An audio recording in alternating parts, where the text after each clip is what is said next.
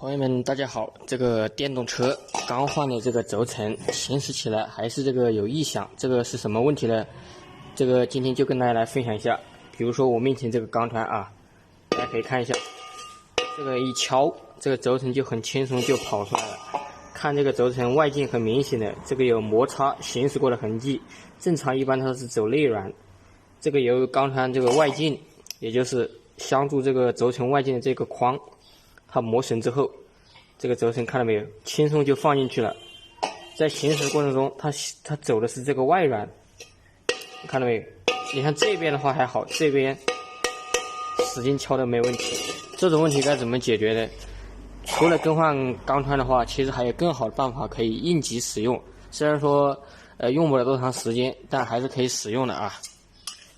这个咱们只需要找一节这个铁片，就是这个清洗剂。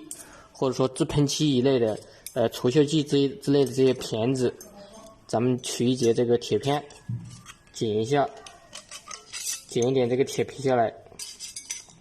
这个铁皮也不一定要很厚啊，大概这么宽就行了啊。然后呢，尽量的话，最开始就是一边弄一点。然后就是把这个之前那个轴承给它敲进去。如果说这个它磨损的比较严重的话，有必要4个方向都弄一点。当然，有的甚至说直接包了一个穿，像那种太严重的话就不建议这么弄，因为那种实在是用不了几天啊。像这种的话，你敲进去的话还能用一段时间。你看这个就有点严重了，有点严重，估计这2个还不够用。像这种情况下，估计得多弄几个，4个方向都给它弄上。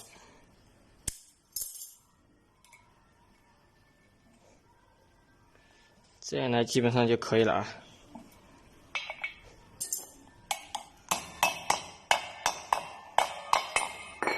这个我感觉它这个还是有点磨损的严重啊。正常磨损不是很严重的，基本上镶个2边就行了。你看到没有？现在基本上可以了。好了，这个主要是演示这个方法啊，这个最后这个多余的地方一定要把它剪掉啊。剪掉之后这块区域，把它锤平安装就行了啊，这个是可以正常使用的啊。好了，这个视频就跟大家分享这么多，谢谢大家收看，咱们下期再会。